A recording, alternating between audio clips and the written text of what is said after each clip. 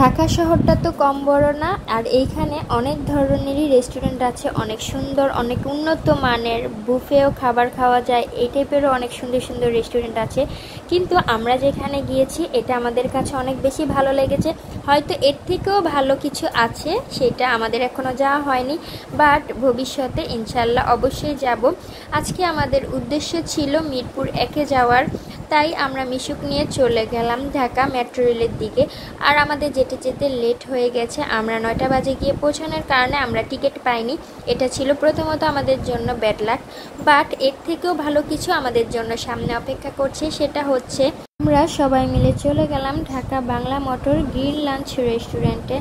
আর এখানে যাওয়ার সময় সবাই কিন্তু একসাথে একটা লিফটের ভিতরেই চলে গিয়েছিলাম, আর এই লিফটটা অনেক বড় ছিল। আর আমরা চলে যাচ্ছিলাম একেবারে 17 তলার উপরে, 18 তলা ফ্লোরে ছিল এই রেস্টুরেন্টটা, বেশ উপরে ছিল। আর এখানে এই তো আসার পর ভিতরের পরিবেশ দেখে মনোমুগ্ধ আমরা, কারণ অনেক সুন্দর একটা জায়গা দেখতে পেলাম। আর এইদিকে যেমন রেস্টুরেন্টের নাম ঠিক তেমনই তার ভিতরের পরিবেশ, চারদিক গাছগাছালি দিয়ে ভরা, আর লাইটিংও মাশাআল্লাহ অনেক সুন্দর। হয়তো এটা দিনের বেলাও অনেক সুন্দর লাগবে, কিন্তু রাত্রেও কম সুন্দর লাগছে না। এখানে আপনাদের পরিবার এবং বন্ধুবান্ধব বা হাজব্যান্ড ওয়াইফ যে কোনো মানুষ আসলেই খুব সুন্দর একটা সময় পার করতে পারবেন। আমি চলে গেলাম দোতলায়, কারণ দোতলায় যেয়ে দেখলাম এটার ভিউটা কতটুকু সুন্দর লাগে। চলুন আপনাদেরকে দেখাই এত উপর থেকে পুরো ঢাকা শহরের ভিউটা দেখতে কতটা সুন্দর লাগছিল।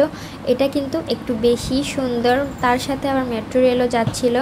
আমাদের সাঙ্গবাঙ্গরা সবাই দেখছিল, কেউ কেউ আবার উঁচা হয়ে দেখছিল, কারণ এটা অনেক উঁচা একটা জায়গা থেকে দেখতে হয় নিচের ভিউটা।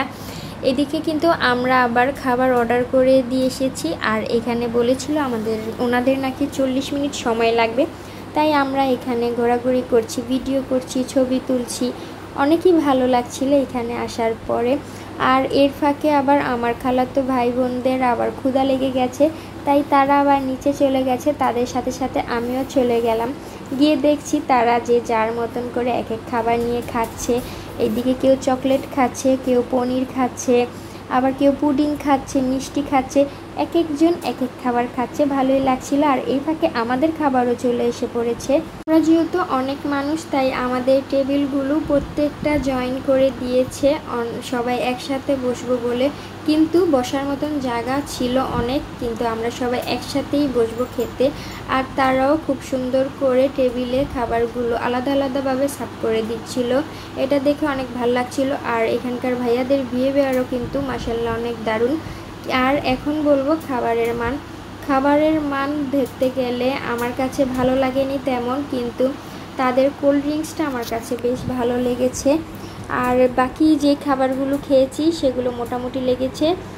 আর এই তো যে কোল্ড ড্রিঙ্কসটা এনেছে ভাইয়াটা, এটা কিন্তু 100-এ 100 দিব। এটা ছিল হয়তো 7 আপ আর হচ্ছে পুদিনা পাতা মিশ্রিত কোল্ড ড্রিঙ্কস। এটা পুরো পারফেক্ট ছিল আমাদের সকলের জন্য। সবাই মিলে আস্তে আস্তে খাচ্ছিল, কারণ অতটাও কারো ভালো লাগছিল না। আর আমি যে চিকেনটা এখন নিলাম হাতে আর এই সসটা দিয়ে খাচ্ছিলাম, এটা মোটামুটি লেগেছিল, ভালো লাগছিল না। চিকেনটা ভালো লাগছিল, বাট এই যে পনির দিয়ে যে সসটা তৈরি করেছে এই পনিরটা একেবারে জঘন্য লেগেছে আমাদের কাছে। আর এই তো ক্যামেরাম দেখেই তারা আবার তাকিয়েছিল।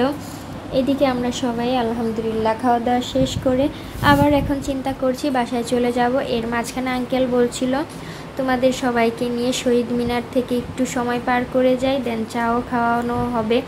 তাই আমরা আবার শহীদ মিনারের উদ্দেশ্যে রওনা করলাম। আর এই রেস্টুরেন্টটা সত্যিই দেখার মতন ছিল, আপনারা চাইলে এখানে ভিজিট করে যেতে পারেন। আর আজকের এই পুরো ভিডিওটা কেমন হয়েছে তাও কিন্তু কমেন্ট করে জানিয়ে যাবেন। ধন্যবাদ সবাইকে, আল্লাহ হাফেজ, আসসালামু আলাইকুম।